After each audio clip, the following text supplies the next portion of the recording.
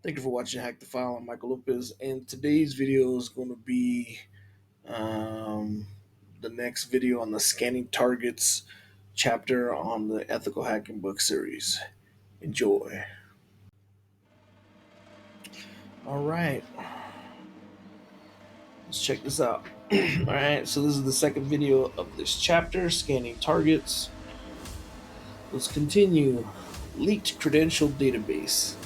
You might notice that the transform will tell you whether the email address has been exposed in a leak, but it won't show a password. How do hackers obtain the passwords associated with leaked email addresses? They'll often turn to other databases containing plain text usernames, email addresses, and passwords. One of the largest lists ever leaked contained approximately 1.4 billion email addresses or usernames and passwords pairs. You can find such a list available via the following magnet link. You can pause that and look that up. Note, possession of this password list may be illegal in your country, so check your local laws before downloading the database. There you go. And I'm not going to download that, so you pay attention to that note.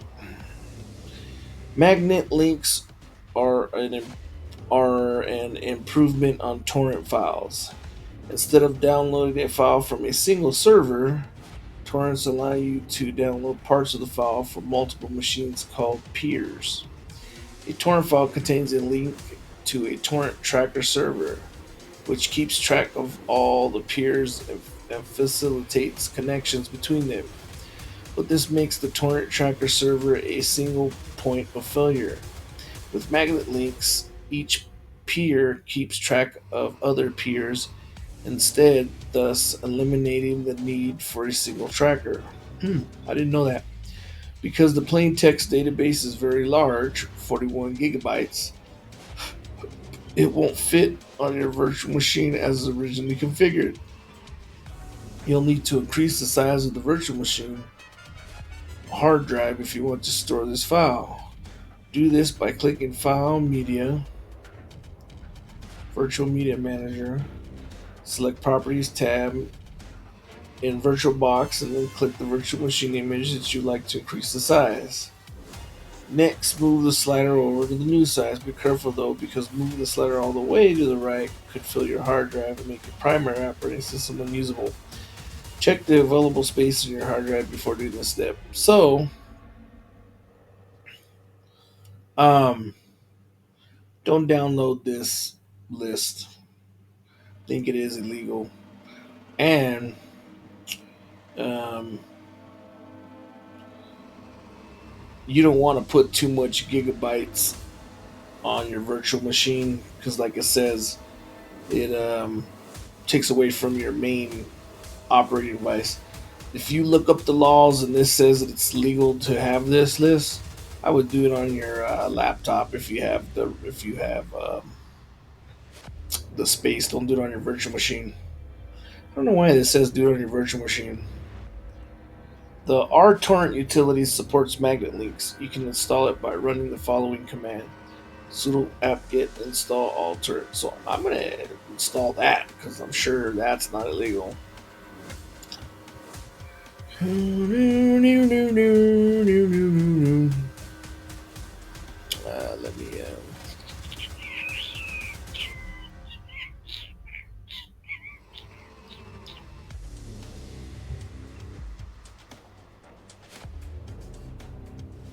What did it say? Let's move this over here. Sudo apt-get.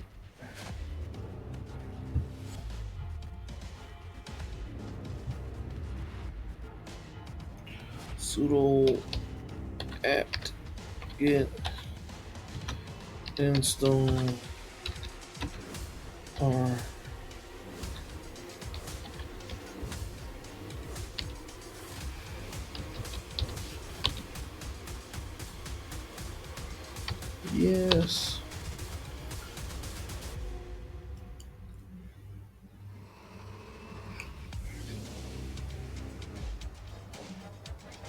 All right, now I have that on there.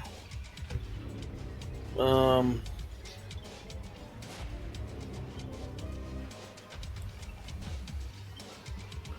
what chapter is this? Chapter 8. Yeah, they don't even have the. They don't even have that in there. That link. So you would have to copy this and paste it somehow, or you can't. So you'd have to enter this in. We don't need this list. Besides, I think that that would be illegal to have that list. Um, what's this list called?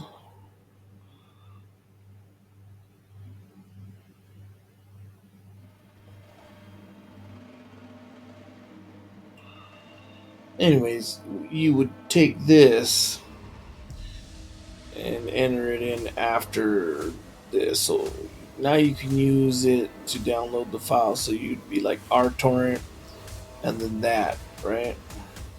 We're not going to do it because I haven't looked to see if that's illegal, but at least I have an application here that can download torrents now. If I get some legal torrents, if torrents are legal to download magnet torrents here in America, I'm gonna Google that. Right, that's a good little note right there.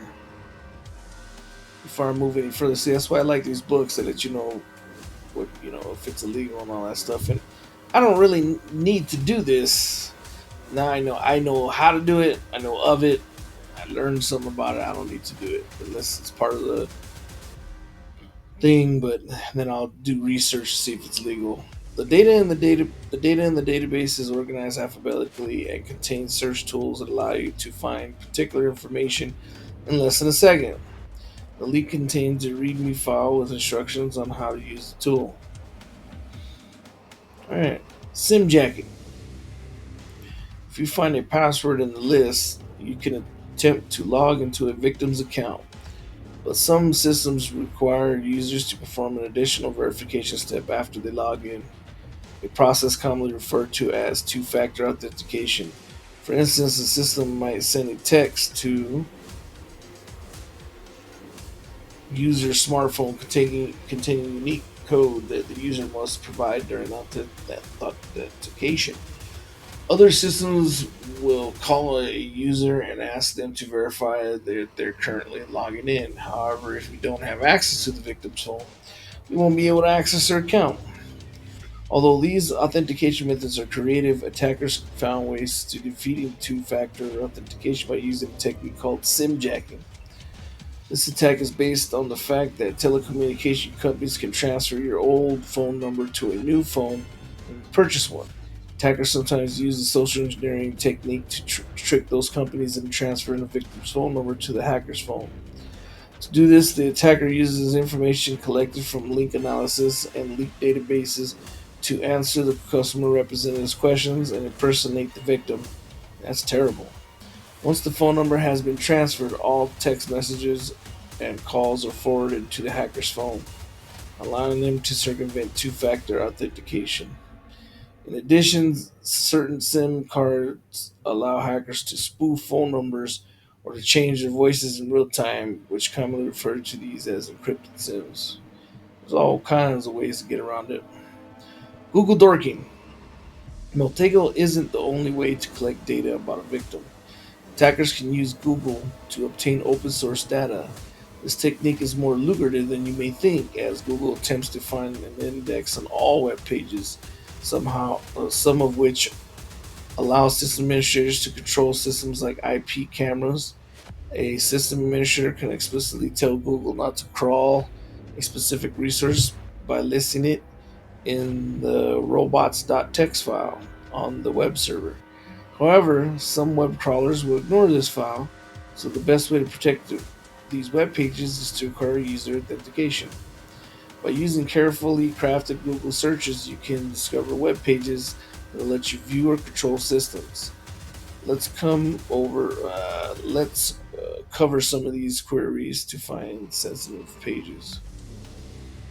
No, The Computer Fraud and Abuse Act (CFAA) prohibits unauthorized access to systems you do not own. Because you are operating outside your own virtual environment, clicking any of the links you discover during this process could constitute unauthorized access. So I've already made a video on Google Dorking. What I do is I do it, and then I just look, and then I don't click on any of the links, um, other than the ones that they're telling you you can, like this live cam one. So Google allows you to use special filters. That's what Google Dorking is, right? To make your search more specific. For example, you can use the in URL filter to search for pages whose URLs contain certain patterns that can indicate the page's functionality. For example, the following search will show you live cameras that have been intentionally made public. So let's try this one. So what we'll do is we'll move this over. And Google Dorking is cool. It's like the advanced um, uh, it's an advanced like search tool for like I think it was made for Google administrators or just for Google people. Um, so where's Google at? Oh, here it is. Google Search Web. So you go here to Google Search, and let's put in URL. And then you always put these, right? And then look at all this stuff it's got already. Libraries, Joomba. I don't know what's going on. And I guess this one says live slash cam dot html. All right.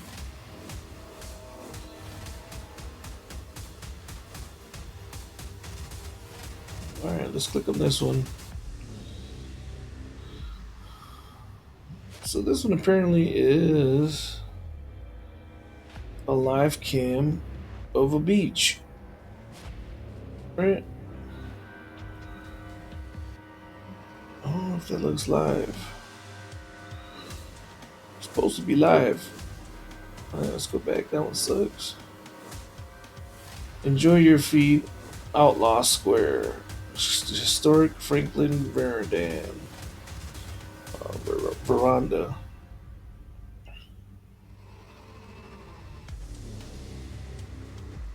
Let's see what this live cam is showing.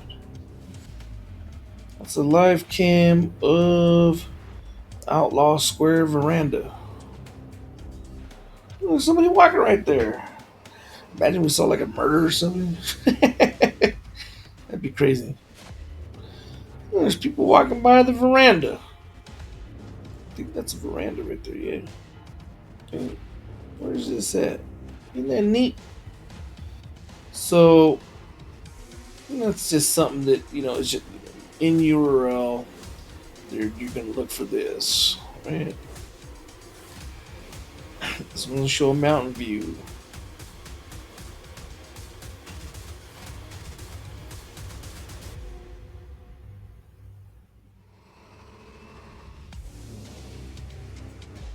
That's beautiful. Anyways, all right. Let's see what else we got.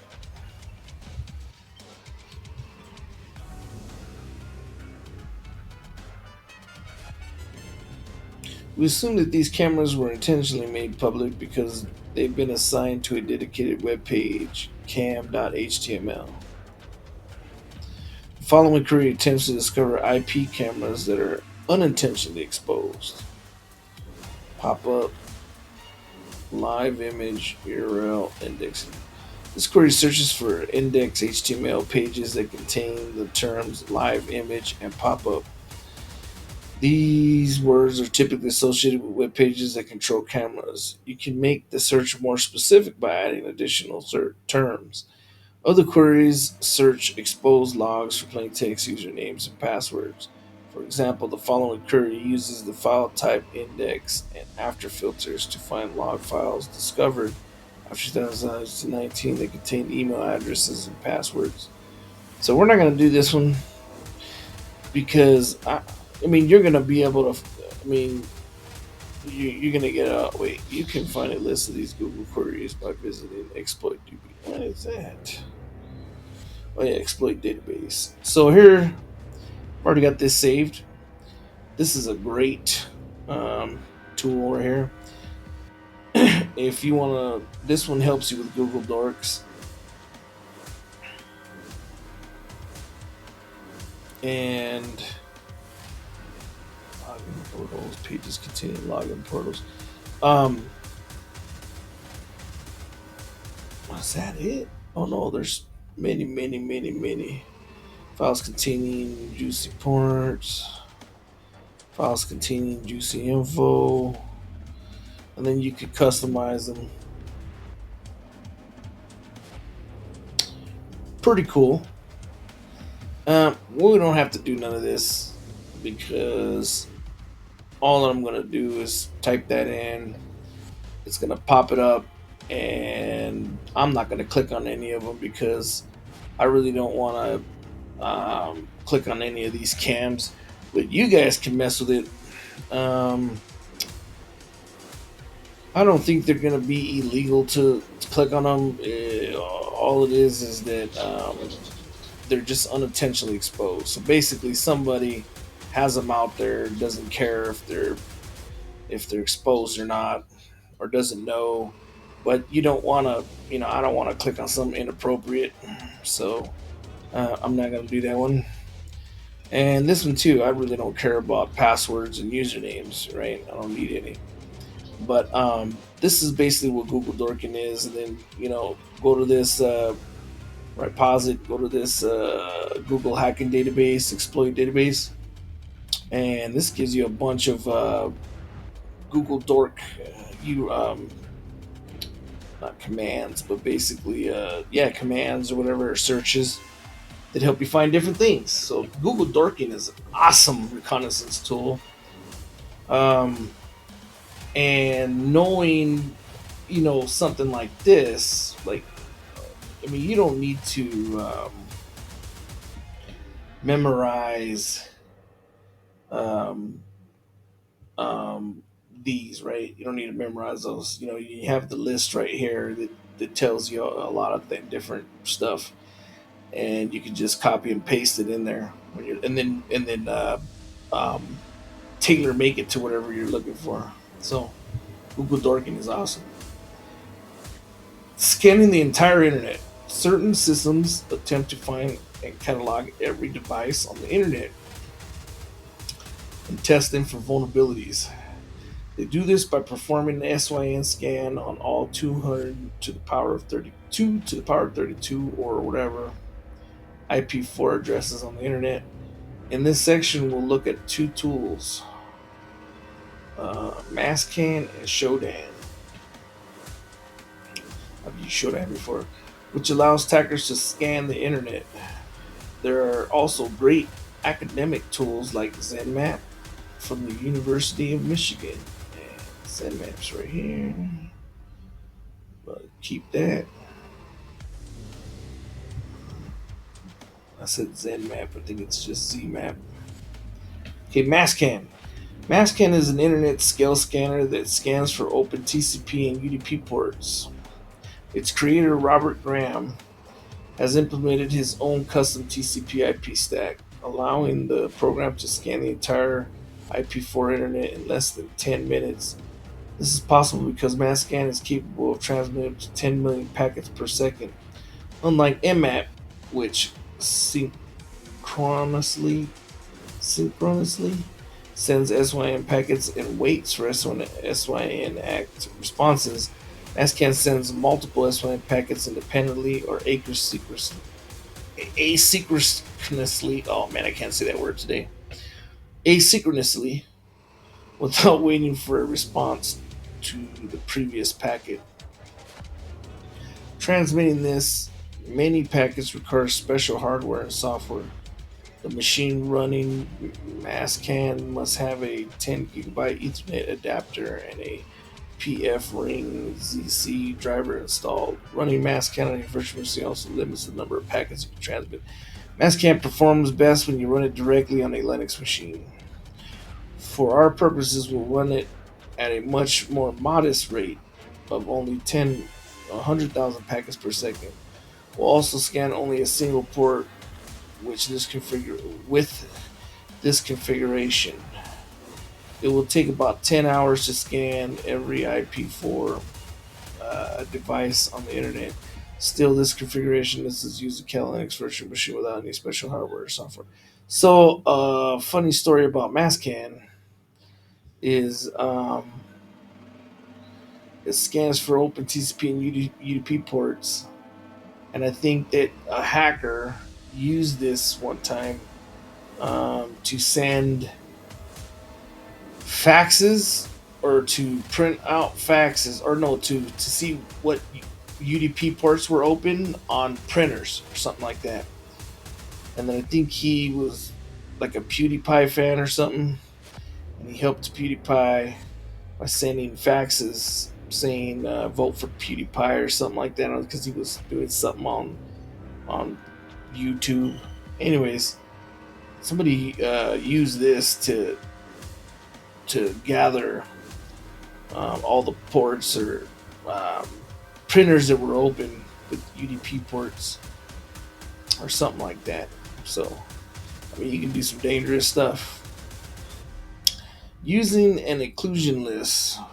One more thing, you don't actually want to scan the entire internet. The administrators of certain governments and military service don't like that take it kindly to be scanned. For this reason, several groups have what does it say? Is an exclusion list. Several groups have compiled list of IP addresses that you should not scan, called exclusion list. You can find such exclusion lists at. There you go. There's an exclusion list. There's your Masscan. It'll probably say like exclusion list here somewhere. Anyways, this list includes the IP addresses of machines at the NASA headquarters, NASA Information and Electronic Systems Laboratory, and U.S. Navy computer telecommunication stations. Do not scan these. Download this list and save it to a file called exclude.txt. It should look something like this. You might say this exclusion list could double as an attack list, but you are an ethical hacker, and hacking these systems would be unethical. For real. The list also contains several honeypots operated by the FBI and other agencies. A honeypot is a vulnerable machine intentionally placed on the network as bait for attackers. When an attacker compromises one of these machines, the owner can discover the hacker's tools and techniques by monitoring the honeypot's activities. Here are some FBI honeypots included in the exclusion list. It's important to update your exclusion list regularly because these might change. FBI honeypot, IP, FBI honeypot, IP. Now, I'm not going to do any of this because I don't plan on scanning the entire damn internet. So, but in reality, if you wanted to use Masscan to scan the entire internet, I guess it would help to have to do what this said. Download this file, put it in an exclude text, and you can pop that in your Masscan. Performing a Masscan scan. Now let's use Masscan.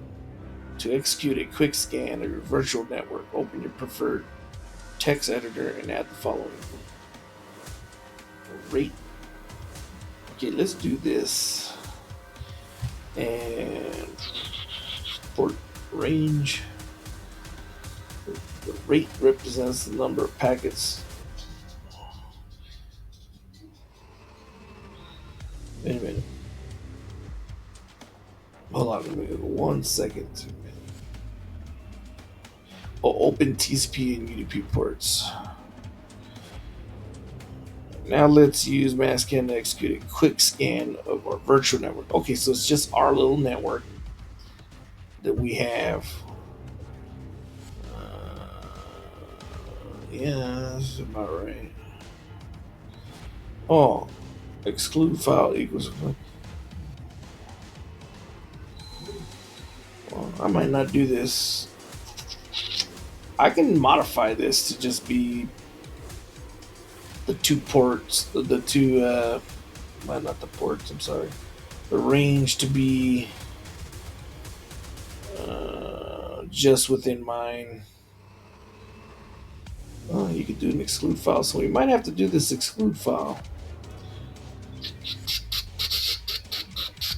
Well, let's see how long this says it's going to take, though. Okay, though we don't need firmware, you should include for, though we don't need it for our environment. Okay, yeah. You should include it when doing public internet scans, but we're not doing a public internet scan.conf.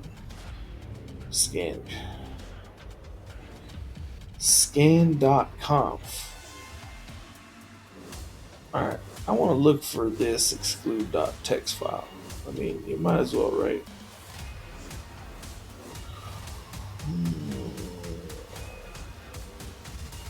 Oh,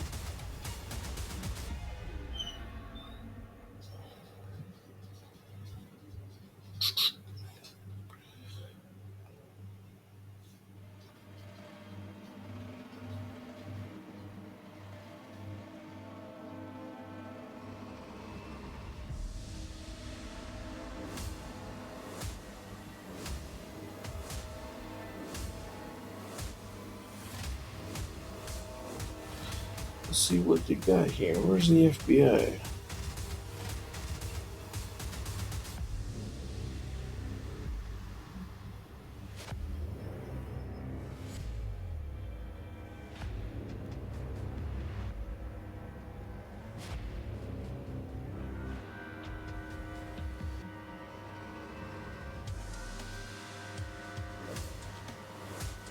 Is this the one that's supposed to be the?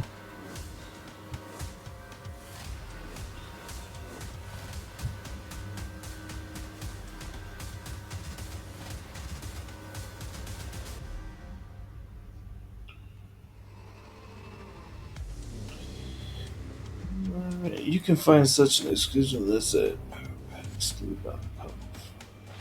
This list includes the IP addresses of machines and download this list. Save it to your files. It should look something like this. NASA headquarters. I don't think anything right there. It says NASA.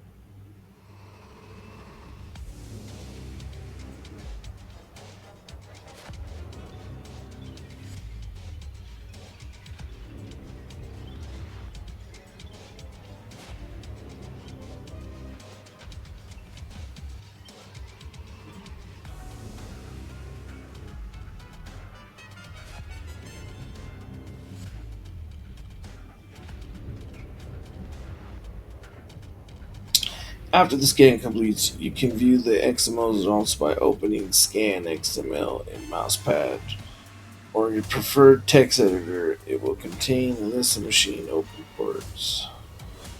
Scan.xml in Mousepad.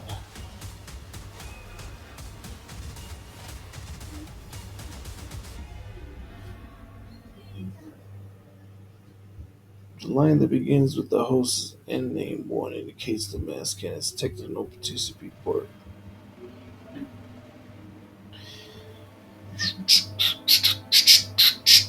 I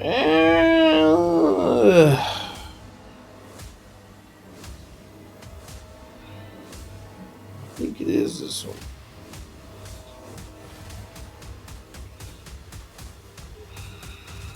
Just grab this exclude file right here. Copy it. We'll come over here. We'll call it exclude.text. Let's do this. So let's go here.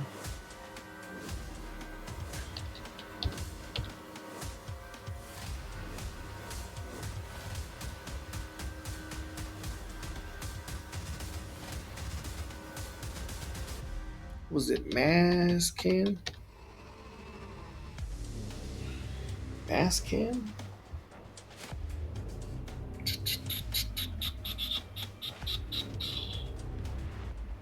MASS.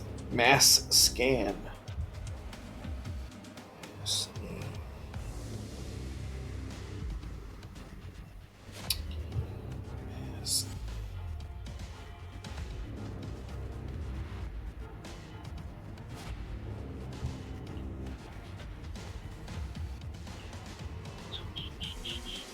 Yeah.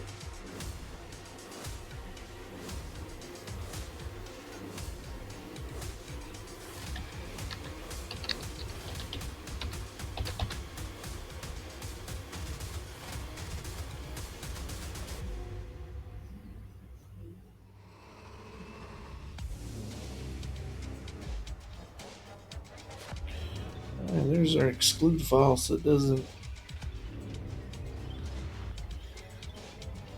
scan any of these crucial ports, which it's not, but I'm just going to have that in there anyways. We'll make some instructions.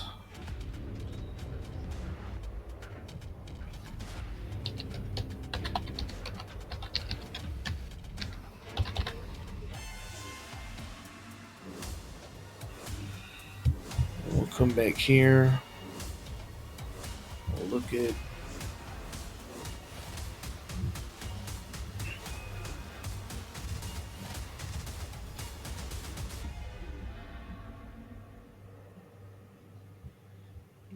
this one. Chapter 8 has the scan conf already written, so we're going to copy that. It's called scan.conf.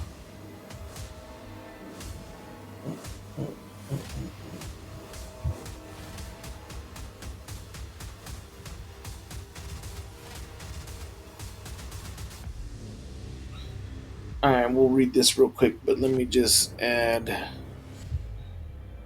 scan.conf.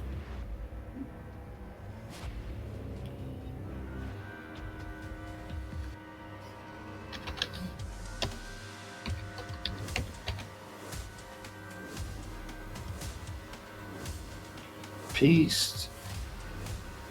See, there's our scan.conf. It's all in my hack file. Okay. The rate represents the number of packets to transmit per second. So we want to do that many packets per second. The next option determines the format of the output file. XML. Y. Along with the type of information to include. Output status, all file name, scan XML. Number 2, here we're scanning all possible ports from 0 to 65,535. That's a number that you should memorize. I did an interview and they asked me that, and I forgot, and I said I think like 65,000. I can't remember the exact number. So I probably only got partial credit for that, but it's 65,535 available ports. Next, we specify the range of IP addresses 3. So that's your ports. Range. IP addresses to scan. We'll scan all the IP addresses in our virtual environment. So, yep, that's about right. You should include it when doing public internet scans. Oh, hold on. Finally, we'll specify our execution list. Or what? Finally, we specify our execution list for exclude.tile. Though we don't need it for our environment, you should include it. I think that's a typo. It's supposed to be exclusion. Maybe. I don't know. Save the file as scanconf, although it is possible to supply these parameters as command line arguments. Create a configuration file like this one makes it easier to repeat the open terminal, repeat the scan, open a terminal in your Kali Linux virtual machine, and run the following scan. So we're going to run this in our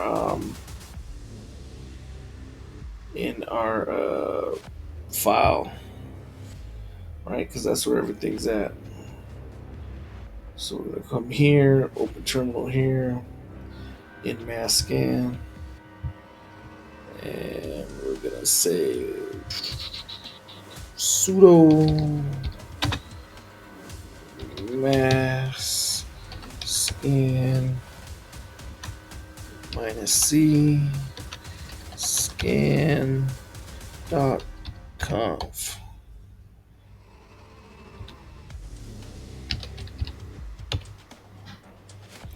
Excluding 900 ranges from file fail target IP empty.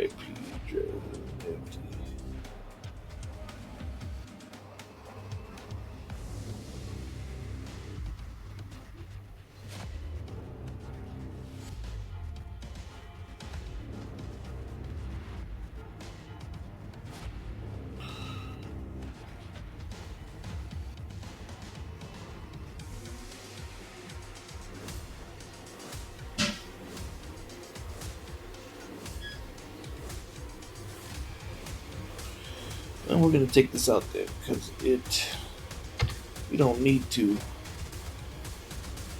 It basically, there's some IP addresses in their ranges that are blocking it.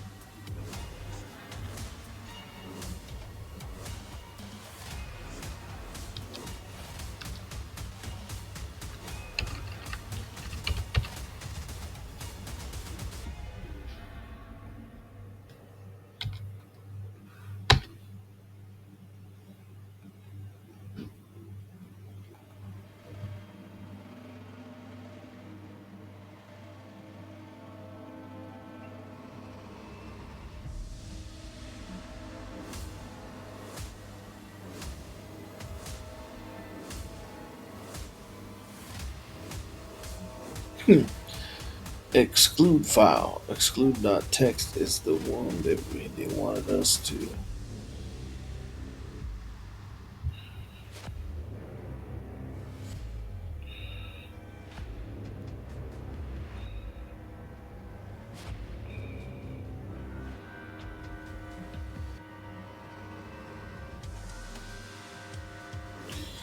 It says no file in no such file directory. That's odd.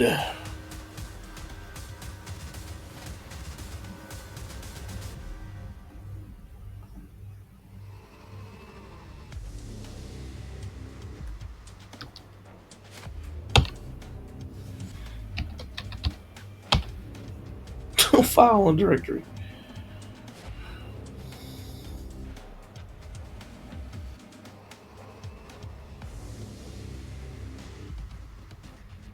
Wait, Masscan? Yeah.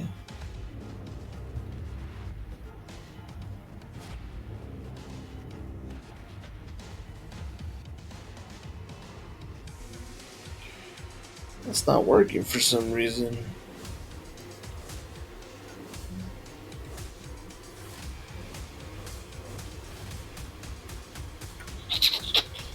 No file, no such file or directory. Scan dot conf.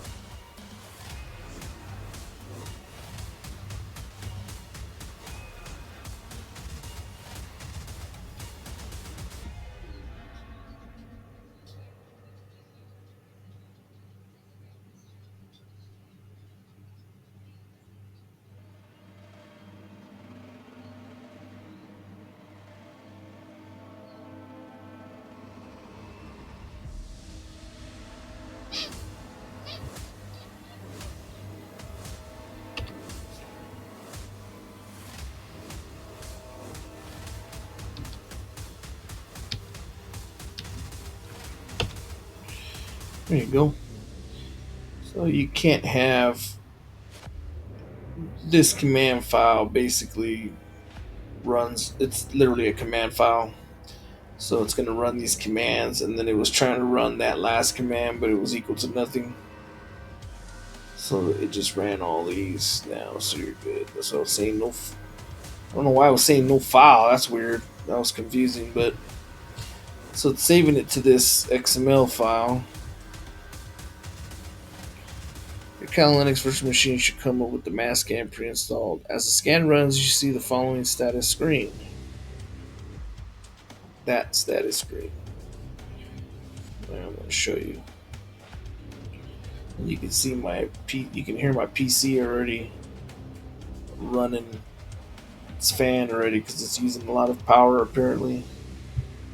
I've got this little guy running. So nothing's overheating, nothing's good.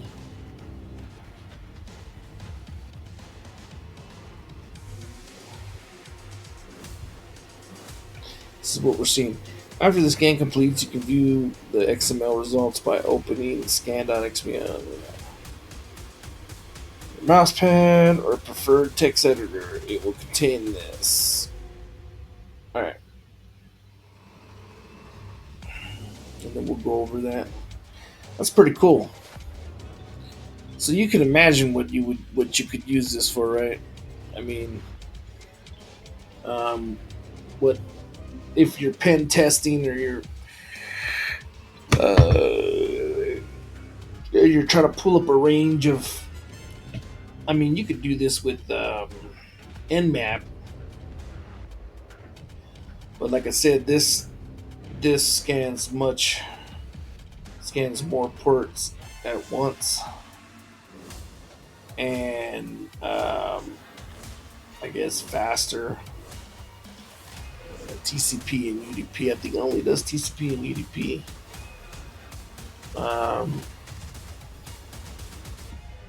I mean, if you're, excuse me, if you're a bad actor, you can only imagine how you would use this. Put in a port range and scan to see if anything's open. And you can look up neighborhood port ranges. You can look up all that stuff online, and then put in the proper port range, run the scanning, all that stuff. This is what hackers are doing. I mean, they're looking up neighborhood port ranges or whatever, and they're using this to get the information they need. But I don't know. I mean, I don't know how much they use Masscan, but maybe they do. Shoot, I don't know. Seems like the tool's working to me. I'm running this on my safe virtual environment, so we're all right. And I've got that exclude list available. it wasn't allowing me to run it on my virtual machine. So, but we figured it out, and we got this running, right?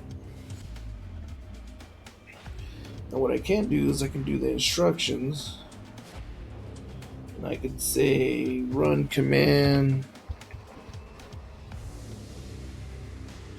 I could say sudo mass scan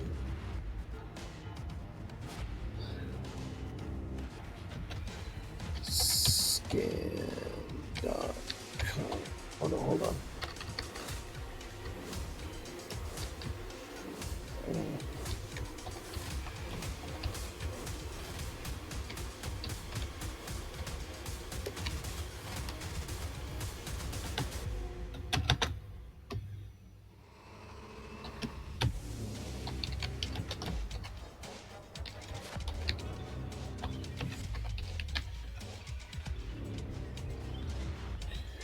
Config file or command file, either one, doesn't matter. I know what I'm talking about. Looks more like a config file than a command file. So sudo masscan runs config file. Um,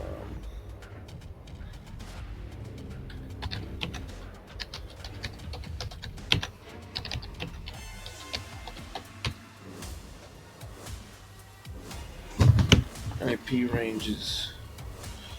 That's it. That's all the instructions I need. Save. Close. These are your instructions. Just in case I forget, I can run that.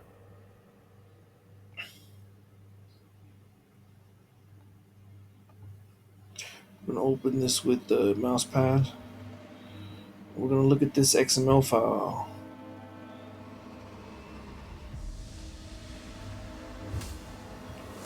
So let's look at this. Okay, the line that begins with host end time equals 1. Host end time indicates that the Masscan has detected an open TCP port. Port ID, port, what's port ID?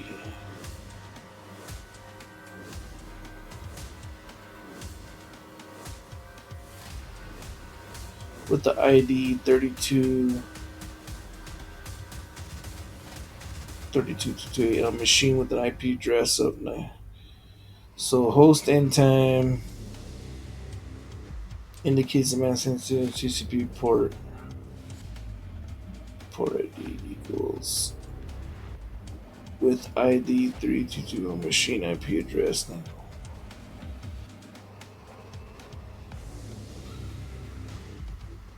Just TCP? What about UDP?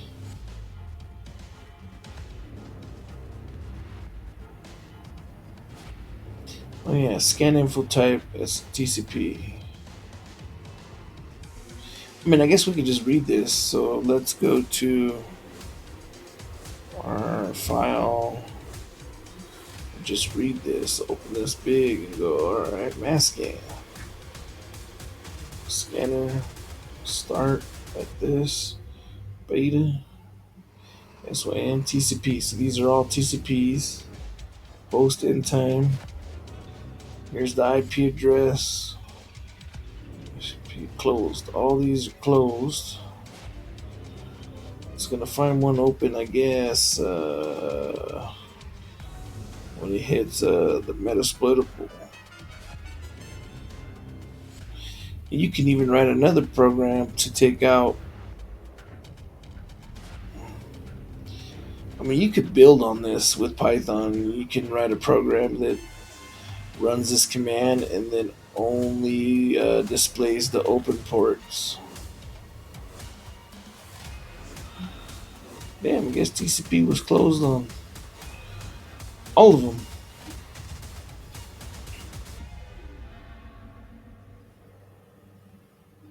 Yeah. So what you can, like I said, what you can do is you can write a Python script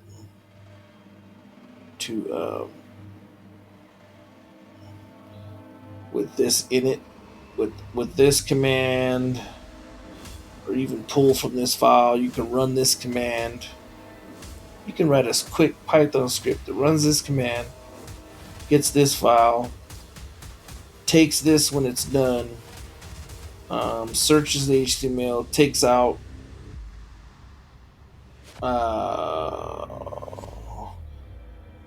the port, and puts it into another file that says open ports TCP. I mean, I guess that's why it's using HTML XML, because you can actually write some Python with this XML and just say you want to just take state TCP state equals, and if you can say if it says open, then pump it to another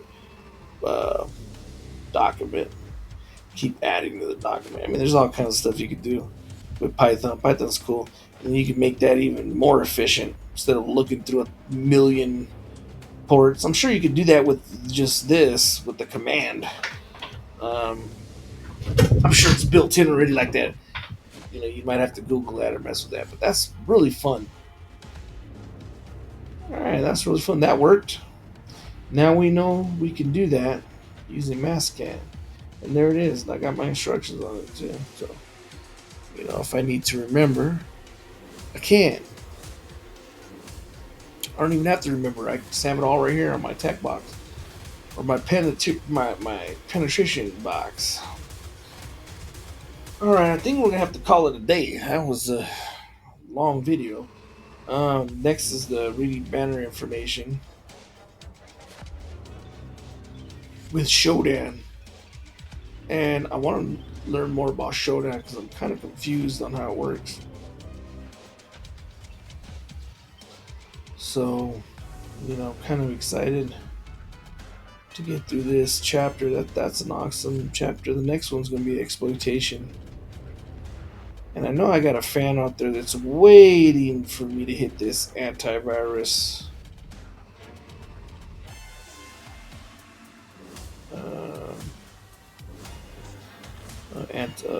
Evading antivirus. Because it's probably trying to hack. It's probably trying to hack me. No, I'm just kidding. Oh man. I think it's this next chapter. Is that the next chapter 9? No, this one's just got fuzzed and stuff. This is going to be an awesome one too. 10, I think, is the one. No, he's waiting for 12. No, wait a minute. Hiding, modify. Evading antivirus by using encoders. So chapter 10 is he's waiting for that one. But we're not there yet. I mean, you can't skip any of this stuff because then we're not gonna know what it's building on. We're not gonna know, where anything. You jumping to the top of the mountain. Gotta get there slowly. Learn everything else, then you know of everything, and then finally when we're there, it's gonna be the biggest letdown you've ever had, probably. Or it might not be. It might be like the greatest come up. Oh man, that was great. So next video is gonna be reading banner with Shodan. I'm excited about this.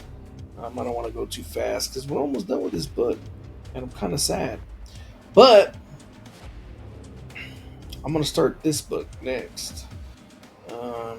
After this, or maybe at the same time, I'm gonna start.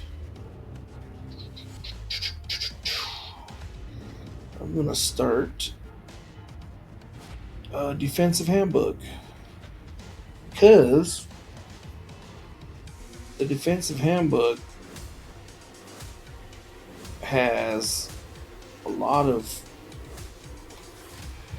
defensive stuff that's cool too. This is HackTheFile. It's not just gonna be hacking, pen testing, or ethical hacking. It's gonna be defensive too. So this is Well, I'm not going to go through any of this stuff. I'm going to go through.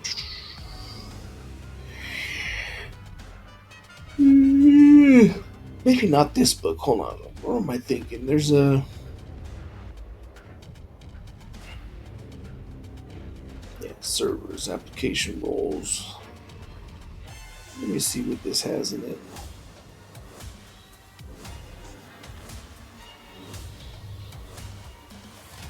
Yeah, this might not be the one I'm thinking. This one doesn't have any configurations or anything in it. I don't think.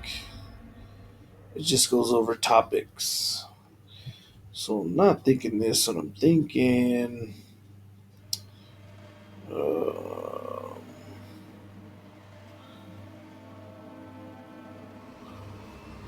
information, cyberlog, kung fu. What am I thinking? Oh, right here. Blue Team Toolkit. This is the one that has us do some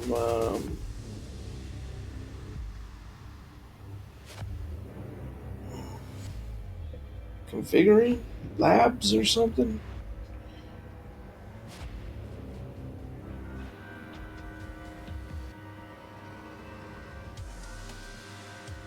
Yeah, managing logs.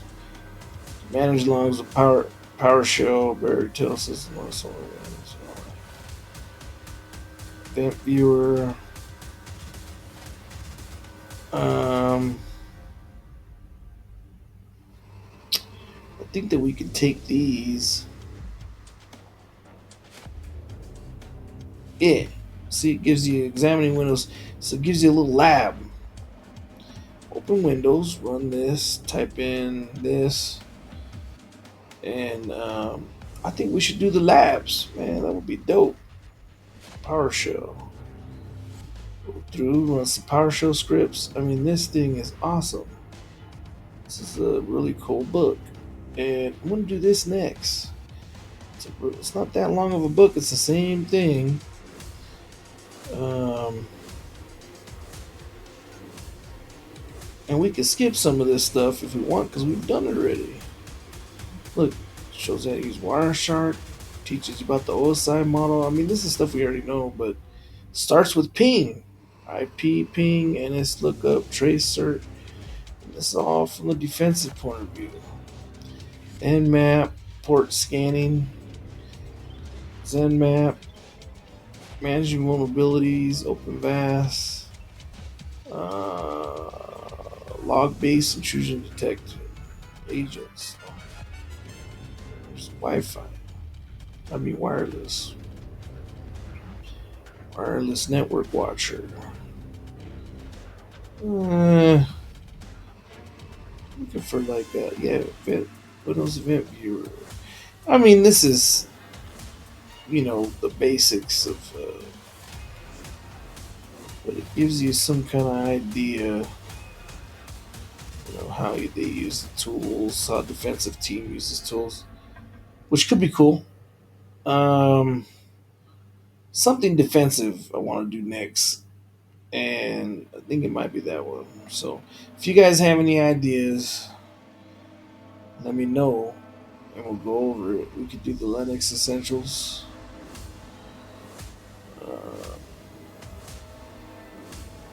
This would be awesome. The Linux essentials, chapter 1, right? Chapter 1, C, A, B. Chapter 2. What is this? Is this like a quiz?